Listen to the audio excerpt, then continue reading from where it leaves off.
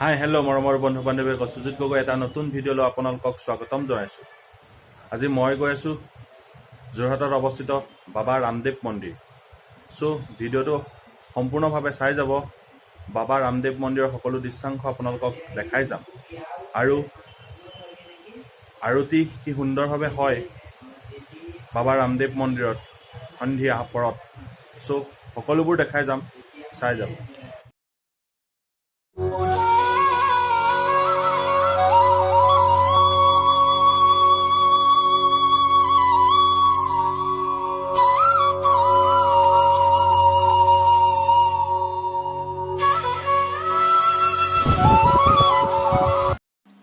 এয়া হৈছে যোৰহাট জিলাৰ পূবে হাতীগড় দেৱালৰ নাতিদূৰত অৱস্থিত বাবা ৰামদেৱ মন্দিৰ। কেৱল যোৰহাটৰে নহয়, সমগ্ৰ অসমৰে চকুত লগা বাবা ৰামদেৱ মন্দিৰ।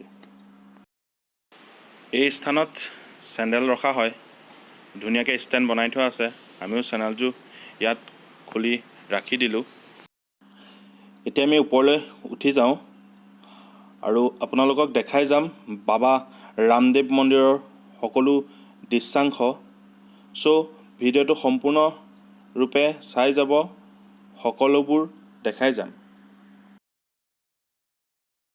এয়া সন্মুখৰ ভাগ, কি সুন্দৰভাৱে আচলতে মৌৰা চৰাইৰ সৈতে কি সুন্দৰভাৱে বনাই থোৱা আছে, দেখিছে? সঁচাই মনোমোহা দৃশ্য।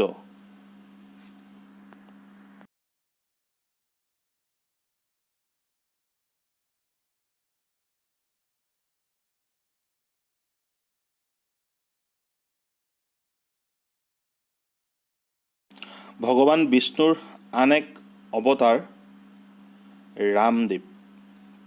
এয়া কি সুন্দৰভাৱে তেওঁ মূৰ্তি আছে আৰু তেওঁ ভৰি আছে, দেখিছে?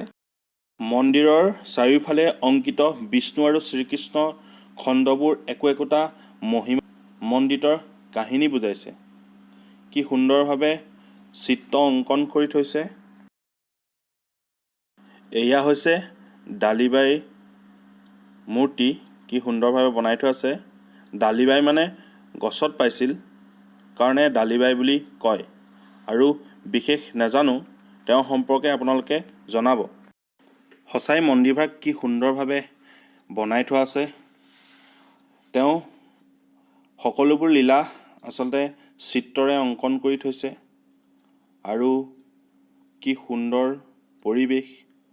মন্দিৰৰ চাৰিওফালে কেৱল ঈশ্বৰৰ লীলাসমূহ প্ৰতিচ্ছবিয়ে প্ৰকাশ কৰিছে।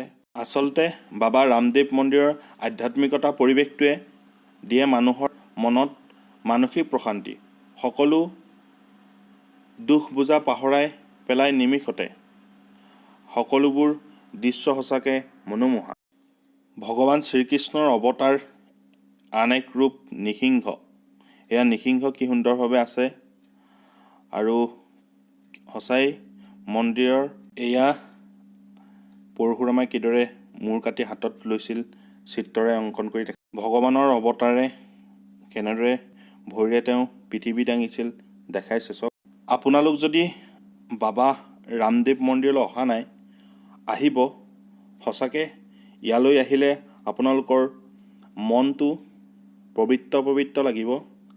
যিমান দুখ আছিল, সকলোবোৰ দুখ আচলতে পাহৰি পেলাব বাবা ৰামদেৱ মন্দিৰলৈ আহিলে।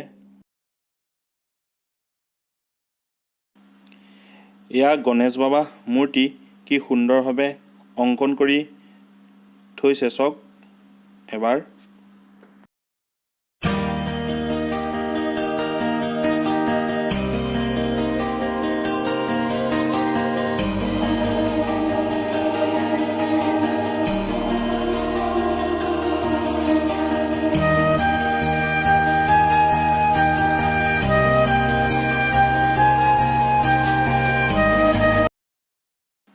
এয়া হৈছে ভগৱান বিষ্ণুৰ আন এক অৱতাৰ জগন্নাথ।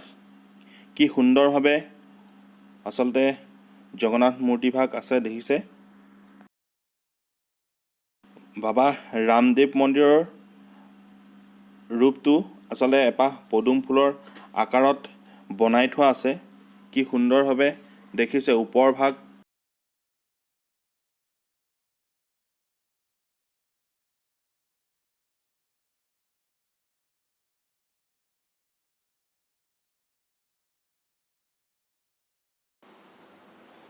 বাবা ৰামদেৱ মন্দিৰৰ ওপৰৰ পৰা মন্দিৰৰ ভিউ চাওক কি সুন্দৰ ৰাতিৰ পৰিৱেশত।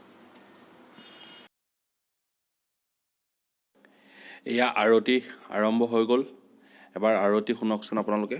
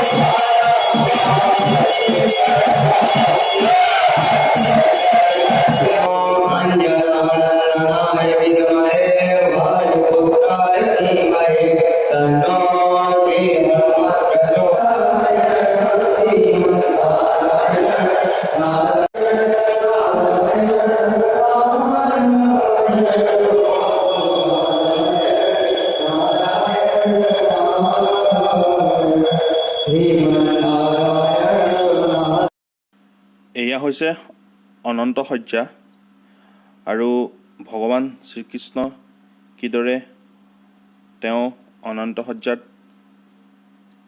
বহি আছে চাওক কি সুন্দৰভাৱে বনাই থৈছে।